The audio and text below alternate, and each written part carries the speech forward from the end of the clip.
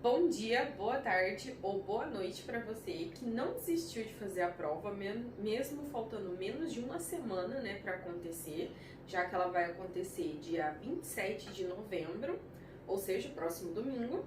E eu sou a professora Jéssica e vim aqui para tentar te ajudar a resolver pelo menos as questões de ciências, já que eu sou professora, né, de ciências e biologia. E saiba já, né, de antemão, que eu não entendo muito de física. Então as questões 42, 47 e 54 da sua prova, da prova CGE 2182. Então tenha ela em mãos aí. Eu não vou estar conseguindo ajudar você. E eu também vou pular português e matemática, que não é o foco, tá? Então a gente vai lá para a questão 41, né, das questões de ciências. Então, dá uma pausa no vídeo e lê a questão. Leu a questão e leu as alternativas, rascunha aquelas que você acha que é. E faça isso para todas, tá bom? Depois você vem para a explicação para você comparar o que eu tô dizendo com o que você colocou aí, certo? Tempo. Estou confiando que você voltou depois de já ter respondido essa questão, então eu vou ler ela aqui e tentar ajudar aqui você. Então, questão 41. Quando um líquido muito quente é colocado em um copo de vidro comum, ele pode trincar. Isso ocorre devido a quê?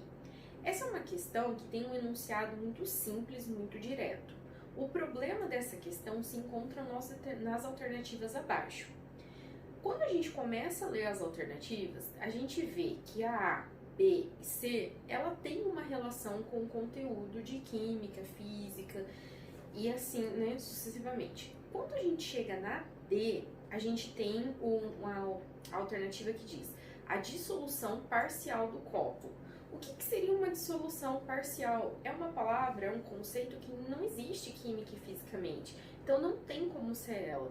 Porque quando a gente fala de dissolução parcial, a gente está mais voltado ao campo de administração, né, de empresas, quando você dissolve uma parceria, que um sócio sai, do que qualquer outra coisa. Então não tem como ser essa questão. E a E, a gente tem aumento de massa no sistema. Quando a gente está falando de aumento de massa, você está falando de colocar mais coisas. Você não mudou a estrutura do copo, você colocou água nele. Então não pode ser essa questão, essa alternativa. Então aí a gente vai para a inversão térmica. Inversão térmica, quando você olhar o seu material de consulta, vai ter lá que é um fenômeno atmosférico que é caracterizado pela retenção do ar frio próximo da superfície, sobreposto por uma camada de ar quente e que ocorre em grandes centros urbanos. Aí no que é o material que eu disponibilizei para você tem um pouco mais de conteúdo, mas basicamente é um fenômeno natural, não é um fenômeno relacionado com a química e física de um copo, tá bom? Então não tem como ser essa também. Aí a gente entra na B, a dilatação térmica. A dilatação térmica é um processo em que as moléculas, né, de uma substância, elas vão se distanciar umas das outras. E isso acontece quando tem calor, né, presença de calor naquela substância. Então, quando se tem calor, qual que é o comportamento básico de uma substância? Distanciar. Quando você está com calor, você não fica com os braços mais abertos, você não se estende numa superfície tipo piso que é mais gelado, você não procura ficar mais aberto, e quando você tá com frio, você não tende a ficar mais retraído, mais encolhido, próximo dos amigos. Então, isso seria o contrário da dilatação térmica. Quando tá frio, as moléculas se juntam, tanto que a gente fica até menos inchado, e quando tá calor, essas moléculas saem. Então, para essa resposta aqui, essa questão em específico, a resposta é a B, que é dilatação térmica. Quando você colocar água quente, o vidro vai, suas moléculas vão se separar e ele vai trincar.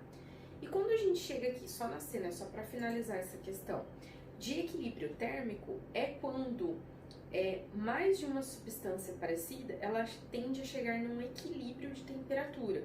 Onde tem mais calor, dou esse calor para quem tem menos, até elas ficarem iguais. E não é isso que a gente que vai acontecer aqui. Seria, por exemplo, se você colocasse água quente e água fria e elas chegassem numa posição de água morna, entendeu? Isso seria o equilíbrio térmico. Então não é. Então 41 só pode ser dilatação térmica. Então encerramos essa questão. A 42 eu não vou explicar, porque eu não tenho conhecimento para isso. E aí a gente chega na 43. Pausa novamente o vídeo, lê, vê quais são os conceitos que você precisa entender. Se você não os tem, que são translúcido, opaco e transparente, nós estamos falando de propagação de luz, você vai lá no material de consulta e estuda. Depois que você for lá e você entender, você tenta responder. Então eu vou confiar que você só vai retornar aqui novamente depois disso. Então, voltando aqui, o que seria uma substância, né, um material opaco, certo? O material opaco é aquele material que não permite a passagem de luz, em que quando você não consegue ver o objeto do outro lado. O translúcido é aquele material em que a luz se propaga de forma irregular, uma parte é absorvida e uma parte vai passar adiante. Então, ele vai ficar ofuscado quando a gente vê através dele. E o transparente, que é o que a luz passa de forma regular, toda a luz passa normalmente, quando você olha do outro lado, você consegue ver nitidamente as coisas. Então, você já pode olhar aqui nas questões quais são os conceitos, né, que estão com o seu termo de forma incorreta e ir riscando. Então, consequentemente, você vai chegar que a resposta correta é a A, em que o material que a gente vê ali é translúcido, porque ele atravessa de forma irregular e a gente vê o material um pouco desfocado. E ali a resposta, translúcido, pois a luz atravessa o material de forma difusa. Difusa seria parcial, irregular, correto? Aí a gente vem para a questão 44. A questão 44, ela nada mais é do que uma questão de interpretação de imagem, só que você precisa ter um conhecimento básico aqui. Se você olhar para a imagem 1, necessariamente você deveria reconhecer o processo de fotossíntese que está acontecendo aqui. Você tem uma planta, você tem o gás carbônico entrando e o oxigênio saindo, né? Processo de fotossíntese, em que ela vai produzir açúcar para depois conseguir respirar e produzir energia. Mas se você não reconhece isso, você vai estudar, né? Mas enfim, voltando aqui. A imagem 2 é uma placa solar. Uma placa solar, ela faz o quê? Ela pega raios solares, energia, né? E transforma em energia elétrica. Então você vai procurar ali a descrição da 2 e ver o que diz isso. Eu não vou ler tudo aqui, porque senão o vídeo vai ficar muito cansativo e não é esse meu papel. É você que tem que ler. Eu só vou mostrar aqui o passo a passo de como fazer as coisas. Então, eu já li aqui. A D vai estar, ó, 2. A energia solar é transformada em elétrica por meio das células fotovoltaicas. Quando você lê as 2 das outras, você vai ver que elas não têm muita coerência. Então, necessariamente, essa daqui é uma questão simples. Se você souber o que está acontecendo na imagem 2, automaticamente você já vai conseguir responder ela. E aqui, só para garantir que está certo, a 1. Ocorre transformação de energia solar em química por meio de reações luminosas e fixação de carbono, né? Coerentíssima, então 44 só pode ser D. Aí a gente chega na questão 45. Também é uma questão muito simples, porque aí você vai ler, eu não vou ler aqui pra você, para de ser preguiçoso, porque você tá com preguiça de testar aqui, você não vai ler lá na prova, não vai passar, não tem como. Então, você vai ler, você vai ver aqui que na parte da pergunta, ela vai estar falando o seguinte: considerando as substâncias que participam desses processos, assinale a alternativa que contém somente aquelas que se classificam como compostas. Então, qual que é o conceito que você precisa saber aqui? Que substâncias compostas são aquelas que têm mais de um elemento químico na sua composição. Então, ó, vou dar um exemplo. Etanol, C2H6O, composta, tem carbono, hidrogênio e oxigênio. Aí você vai ali, gás carbônico, O2. Apesar de ter 2 moléculas de oxigênio, só tem oxigênio, não tem outro elemento.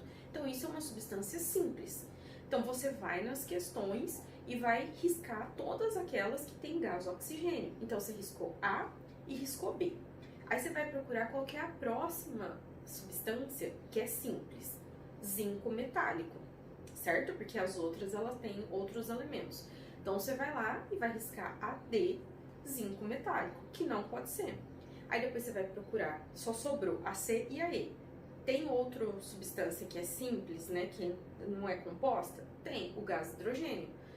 O gás hidrogênio já é a primeira que tem ali na E, então não tem como ser ela. Então só pode ser a questão C. É uma questão simples, desde que você saiba o conceito de substância composta e simples, certo?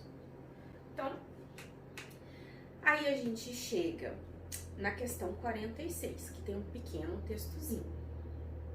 Dá pause e vai ler. Para de preguiça, tá bom? Retornou aqui depois de ler? Então tá bom. Então aqui, ó, vamos lá para as partes que interessam aqui nessa questão. Atuam também como eficientes isolantes térmicos. Em que? Em animais que vivem em regiões frias. Então, o que necessariamente tem que vir na tua cabeça nesse momento? Um urso polar, um leão marinho, umas coisas assim grandes e tal. O que você pensa que nesses animais são? Eles não são gordos? Então, eles têm gordura isolando eles, protegendo eles. Então, automaticamente, é a gordura que vai isolar e manter eles aquecidos. Porque gordura também é utilizado como fonte de energia, né? Mas principalmente para produção de calor. Então, você vai ali procurar gordura. Não tem gordura escrito, porque gordura é o termo que a gente usa no dia a dia. O termo científico para gordura é lipídio. Tem lipídio? Tem, na E. Então, só pode ser essa questão. Porque carboidrato é açúcar, proteína, por exemplo, músculo, fibra alimentar é aquilo que ajuda a gente a fazer cocô, e sais minerais nada mais é do que, por exemplo, um Gatorade, né? São sais que você vai equilibrar ali sua circulação sanguínea, ali, toda uma questão mais complexa de fisiologia que não vem ao caso. Então, 47, vocês que se virem, vamos para 48. Na 48, a gente tem os conceitos de cadeia e teia alimentar. Quando a gente tem uma teia alimentar, a gente tem muitas ou algumas, né, pequenas cadeias dentro delas. Então aqui, olhem aqui o de vocês, a gente tem o milho, né, como ser autotrófico, ou seja, que produz o seu próprio alimento, que é o produtor dessa teia alimentar e que todas as outras cadeias vão sair dela. Então tudo começa aqui no milho, certo? Nosso produtor. Depois a gente tem os consumidores primários, que vão ser gafanhoto, galinha e ser humano, ok? Só que analisem as setas, é uma interpretação. O que ele está perguntando? Quais são os consumidores terciários? Então, o produtor não conta, ele é produtor. Você vai começar a contar a partir do gafanhoto. Então, o gafanhoto come o milho, consumidor primário. O sapo come o gafanhoto, consumidor secundário. A cobra come o sapo, consumidor terciário. Isso nessa cadeia. Aí você começa a próxima cadeia. Milho, galinha, cobra, gavião. Gavião, consumidor terciário. Depois a gente pode vir aqui, ó, milho, gafanhoto, galinha, ser humano, terciário. Encontrou todos os terciários, vai lá e vê qual que é a questão que tem. Ah, ser humano, cobra e gavião, certo? Isso daqui é mais interpretação e calma do que tudo. Aí a gente vem aqui para 49, novamente um texto, certo? Pausou, leu, retornou depois de ler. Então vamos lá. Ele mostra aqui, né, o número 1 vai ser referente aos instrumentos de corda, o número 2 referente aos instrumentos de madeira, o número 3 ao de metal e assim por diante. Aí chega lá na questão. Dentre as fontes sonoras necessárias à execução da ópera, considera-se convencional qual fonte? Convencional seria a mais comum, a mais utilizada, entendeu? Nesse sentido. Quando você está falando de ópera, você está falando de cantor, você está falando de uma mulher que está lá na frente normalmente, a plenos pulmões, gritando. Então, qual que é aqui relacionado ao ser humano? Cantor 5. Qual que é a 5? E. Pronto, respondeu, segue sua vida. Aí a gente vem para uma questão de química na 50, que já é um pouco mais complexa, mas que dá para resolver. Mas que se você não lembrar na hora esses conceitos necessários para responder, você vai pro próximo, tá bom? Vamos lá. Voltando aqui. Cotidianamente estamos em contato com materiais, o que os diferencia, blá blá blá blá blá, configuração eletrônica. A gente está falando de um conceito de química que tenha relacionado um modelo atômico, composição desses elementos, camada de valência e piriri parará. Mas isso aqui foi trazido de uma forma mais simples, como por exemplo, ó, considerando a característica em destaque no texto, afirma-se em condições normais que o plástico é um isolante elétrico. Então vamos, essas primeiras partes. Sim, o plástico é um isolante elétrico. Então vamos deixar ela aqui com ponto de interrogação. O cobre é utilizado em fios condutores. Sim, o cobre é utilizado. Então deixa ele aí. A madeira seca é condutor elétrico. Não é. Então você já risca C. Riscou? Então vamos lá, na D. A borracha é isolante elétrico. Ela é. Deixa ela aí.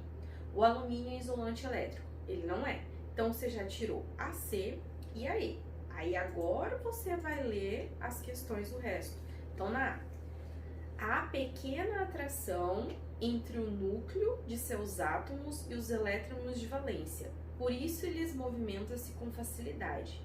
Essa questão, ela está descrita, essa alternativa é descrita de uma forma incoerente. Ó, entre o núcleo e os seus átomos. O átomo tem um núcleo, entendeu? Então, e aí a gente tem os elétrons, que é a camada de valência que fica por fora. Então ela tá escrita de uma forma incorreta, então não vai ser ela. Aí a gente vem para B. Uma vez que os átomos desse elemento apresentam elétrons de valência fortemente ligados ao núcleo. A camada de valência é a última camada de elétron e se ela é bom condutor, ela não vai ter um apego muito grande ao núcleo. Ela vai conseguir separar. Então, diz que uma coisa e depois diz outra. Ela está incoerente, ela não condiz uma com a outra. Então, não vai ser ela. A C a gente já excluiu e a E a gente já excluiu. Sobrou a D, que está escrito de forma correta. Pronto, resolveu a 50. Mas se você não souber responder essa, tudo bem, essa daí eu aceito, tá? Aí a gente chega na 51, em que a gente vai ter os cardápios, né, que eu acredito que você já leu, e daí vai parar para os hábitos alimentares. Antes de você responder essa questão, né, antes de eu começar a explicar ela aqui, por um acaso, hambúrguer, bacon, refrigerante, pudim do aluno 2 é uma coisa saudável? Não é. Então, qualquer uma que diz qualquer coisa semelhante, que seja, o 2, qualquer questão, qualquer alternativa que fale que o 2 é saudável, não pode ser ela. Aí depois, salgadinho de batata industrializada e barra de chocolate do aluno 3. Industrializado vai ser uma coisa saudável?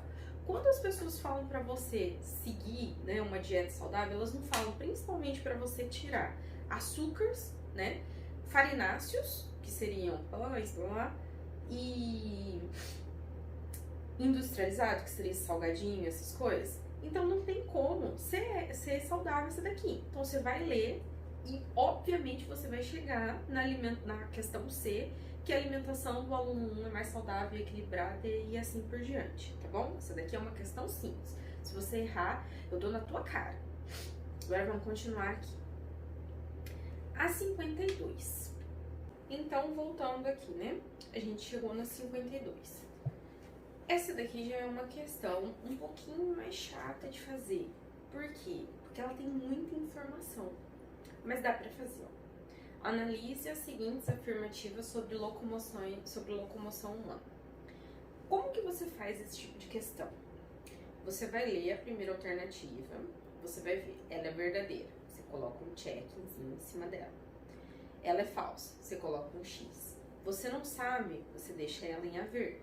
Por quê? Você pode fazer por exclusão depois as outras, dependendo do que você sabe ou não, ok? Então você foi lá, você leu, você fez, agora você voltou pra cá, certo? Sim, com certeza. Então, vamos lá. Os músculos prendem-se aos ossos unicamente por terminações denominadas tendões. Durante o movimento, somente os músculos têm a capacidade de se contrair e distender, os tendões não. Correto. O tendão, ele vai estar ligado, né, aos pontos de outro osso, né? Ele vai estar ligado aqui para você conseguir contrair esse músculo aqui, certo? Então, tendão não mexe, músculo mexe, certo? 2. Os ossos são muito resistentes e capazes de suportar altas pressões. Eles são. Pensa comigo no osso da tua perna. Ele praticamente te sustenta. Quando você está de pé, os ossos do seu pé não sustentam o peso do seu corpo inteiro, a pressão do seu corpo toda? Então, sim, isso é verdade. Além de oferecerem proteção e sustentação aos órgãos. Principalmente os ossos que a gente tem aqui na parte, né, dessa região central nossa, as costelas, vai estar protegendo só nessa caixa aqui, na caixa torácica, o quê? Pulmão, coração e alguns outros órgãos como estômago e assim por diante. Então, sim, ele vai proteger. Fornecer apoio aos músculos, né?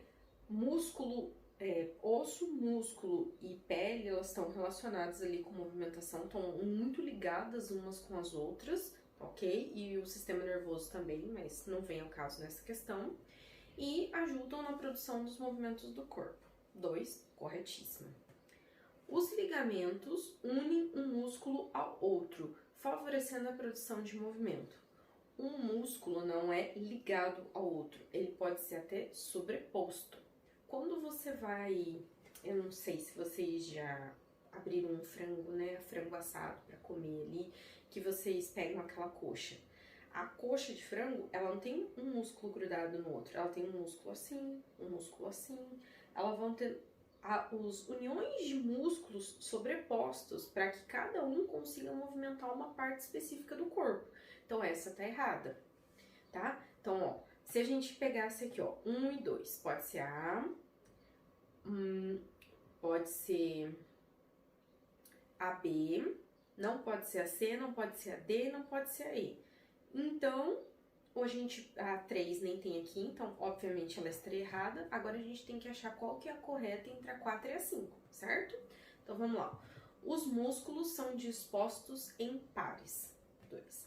Promovendo os movimentos como sequência de ações opostas. Ou seja, a contração de um deles é acompanhada pelo relaxamento do outro, sendo chamados de músculos antagônicos. Então vamos lá para a explicação disso. Para você dobrar isso aqui, esse aqui precisa contrair, diminuir para você subir esse. Só que esse aqui, né, esses aqui tem que estar relaxados, porque senão se ficaria tudo contraído, você não ia ter essa movimentação. O funcionamento dos músculos são antagônicos. Um precisa relaxar para o outro contrair. Então essa tá correta. Você vai lá e pode ser A, mas vamos ler a 5. Os ligamentos são compostos de substâncias que lhes convém várias propriedades, exceto elasticidades, e são formados por células musculares. Se eu estou falando de ligamento, eu não estou falando de músculo, então não pode ser células musculares. E se eu estou falando de ligamento, eu estou falando de algo flexível, maleável, então tem que ter elasticidade, não vai ser a quinta, por essas duas questões. Então, 52, aí a gente chega na 53. Pausou, leu, voltou aqui comigo, certo? Vocês podem ver que o texto inicial dessa questão não tem muita relação com o que está pedindo embaixo. Então, você vai ver as imagens e vai vir aqui e ler, né, a sua orientação para responder. Considerando estritamente essas imagens, conclui-se que os componentes dessas misturas separam respectivamente por... Se vocês olharem a imagem 2, o aparelho, né, tecnológico laboratorial que tem ali é uma centrífuga. Se ela centrifuga, centrifugação, que é a mesma coisa de uma máquina de lavar quando vai centrifugar a sua roupa. Ela gira e o líquido desce, certo? Então, qual que é a que tem centrifugação na resposta? Tem duas, né? A A e a B. O resto já não pode ser. Aí você vem para a questão 1. Filtração, a gente pode lembrar, por exemplo, de filtrar café. Você precisa de um filtro em que o pó fica no local, né, no lugar, e o líquido desce. Tem filtro aqui nessa imagem? Não tem, então não pode ser ela. Então, é sedimentação. Quando você deixa uma mistura ali, ela vai decantar, né? Ela vai descer, ela vai sedimentar. E aí você vai conseguir ver a separação do líquido e do sólido. Então, esse processo é sedimentação. Então, só pode ser a A. Certinho? Chegamos na 54, que eu não vou responder. Aí, temos o texto da 55. A hora que você for lá ler esse texto, nem todas as informações que tem nele são relevantes. Então, o que você vai fazer? Você vai tentar identificar alguma frase, alguma sentença, né, alguma informação ali que te diga quais seriam esses biomas, ok? Então, vai lá, lê e volta. Voltou, então você vai começar a ler aqui, ó, a localização dela. Você é bom de geografia? Você lembra exatamente onde está cada bioma? Se você lembrar, essa é uma informação relevante para você. Se você não lembrar, não é. Então você vai para o resto. Ó. Considerada a maior região alagável do planeta. Se a gente está falando de alagamento, né, de alagável, a gente precisa lembrar do Pantanal, que tem as cheias, que fica completamente alagado e depois isso seca. Só pode ser o Pantanal. Então você vem aqui, Pantanal. Pronto, resolvido. Segue a vida. Não precisava nem ler tudo. Aí chegamos na 56. Vai lá e lê. Voltou, tentou achar as informações relevantes para você responder. Então, a gente tem que ter em mente aqui alguns conceitos. Quando a gente está falando de embalagem a vácuo, nós estamos retirando o ar. Se nós estamos retirando o ar, você está tirando oxigênio, certo? Então, você, né, tirou tudo aquilo, ficou ali fechadinho, bonitinho. Quando fura, tem a entrada desse oxigênio no seu alimento. Então, se nós estamos falando de oxigênio, de ar, nós estamos falando de micro-organismos aeróbicos e anaeróbicos, né? Pode ter ali relação. Então, vamos lá com calma sobre essas palavras. Aeróbicos, temos ar, são organismos que precisam do oxigênio para se reproduzir, né? E anaeróbicos são micro-organismos que não os utilizam. Então, ó, A não tem relação, fala de temperatura. A B fala de aeróbico e a C fala de anaeróbico. Aí a D a gente fala de temperatura de novo e depois a E a gente fala de desencadear luz e processo, não tem relação. Então você vai ficar entre B e C. B. O alimento se torna vulnerável à multiplicação de micro-organismos aeróbicos. Se tem entrada de ar, então só pode ser essa. C. A umidade se perde. Quem está falando de umidade? Aumentando a proliferação da flora anaeróbica. Se está entrando ar, aí que ela não vai conseguir se reproduzir e viver ali. Não tem como ser essa. Então, 56, B. Aí chegamos na 57. Estamos falando de ondas, especificamente, né? A gente tem um espectro de tipos de ondas. Luz visível, ultravioleta, ondas eletromagnéticas e assim, é bem complexo esse assunto na física, mas eu vou tentar facilitar com alguns macetes aqui, tá bom? Ó, a gente tá falando, tá pedindo para assinalar a alternativa que exemplifica corretamente o uso de ondas. A mais fácil nessa daqui é ultrassom. Ultrassom são ondas sonoras e não eletromagnéticas. São aquelas ondas que, se vocês assistirem Dory, é o que aquele bichinho aquático ele emite, que a onda vai e a onda volta e ele consegue fazer um panorama daquele ambiente, certo? É a mesma coisa, por exemplo, de morcegos. Então, você vai excluir todas as alternativas que tem essa, que dá pra você lembrar, que é uma coisa que tem uma associação. Você excluiu já a A, a B, a C e a D, só sobrou a B. Resolvido. Aí a gente vem aqui para 58. A gente está falando de calor, está falando de equilíbrio, manutenção, lavar, propagação, enfim. O conteúdo disso aqui tá lá no material que eu disponibilizei para você estudar. Porque esse aqui já é um conteúdo um pouco mais denso. Você foi lá, você leu a questão, você estudou, agora você voltou.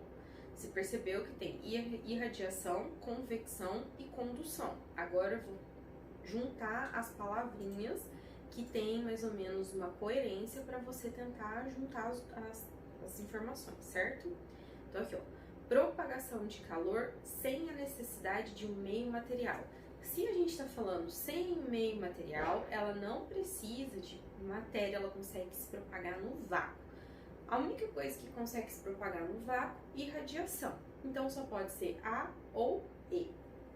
Depois aqui, ó, transporte de energia em razão de movimento ascendente e descendente. O que faz esse fluxo? É, por exemplo, quando você coloca uma água para ferver na panela, que ela faz essa movimentação de sobe e desce. Então, só pode ser convecção. Então, já é a E. E a 3, fluxo de energia de uma partícula para sua vizinha. Se nós estamos falando de troca de uma para próxima da outra, nós estamos falando de condução. Essa vizinha conduz para a próxima. Então, esse é um tipo de questão que tem pequenas palavrinhas que a gente pode associar ao conceito para relacionar aqui e achar a coerência dela. Aí a gente vem para 59, vai lá, leu, né? Voltou. Então, a gente está falando daquela gordura que vai estar ali em cima do chocolate. Aí você precisa saber os conceitos que tem aqui na questão. Dessublimação é um efeito de anular ou reduzir o caráter sublime, ou seja, de superioridade, né? Não vai ser isso, não tem nem relação. Aí a gente vem para condensação, que é a passagem do estado de vapor para líquido. Se ela tá naquela aparência ali, ela não vai estar líquida, né? Liquefação, do estado gasoso para o líquido, não é líquido. Solidificação, solidificou a gordura. A gordura saiu do estado que estava ali, subiu e depois ele fala ali, né? Recristalização. Se cristalizou, a gente está falando de algo sólido, então só pode ser solidificação. E chegamos na última questão, a 60. A maioria das pessoas já passou por situações, que você leu aqui, que eu não vou ler pra você. Adaptação de olho para você conseguir enxergar claro e escuro. O exemplo mais clássico disso, nosso querido gatinho, que durante o dia tem um simples fiapo, né? E na noite, quando você olha, ele tá com o olhão desse tamanho. Isso daí é a pupila. Então, você não precisa saber a estrutura certinho, você precisa lembrar desse exemplo. E esse exemplo é um clássico, ele está sempre caindo nas provas. Então, o que consegue diminuir ou aumentar de tamanho é a pupila, porque a pupila vai controlar a entrada de luz, né, no seu nervo e a interpretação pelo cérebro. Então, a pupila vai decidir quanta luz entra ali de acordo com o ambiente. Quando está escuro, ela fica maior para entrar mais luz. Quando está muito claro, você não precisa de tanta luz entrando. Então, ela reduz. Então, pupila C. Pronto, resolvemos a prova. Espero que vocês estejam satisfeitos. Se ficou alguma dúvida, deixa aqui no comentário. Ou então, me procura na escola.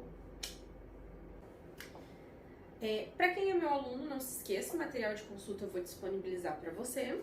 Quem não é o meu aluno, entra em contato pelo e-mail que está aqui embaixo pedindo material de consulta. E quem precisar, quem ainda não encontrou, vai ter a prova e o gabarito aqui embaixo para você consultar, tá bom?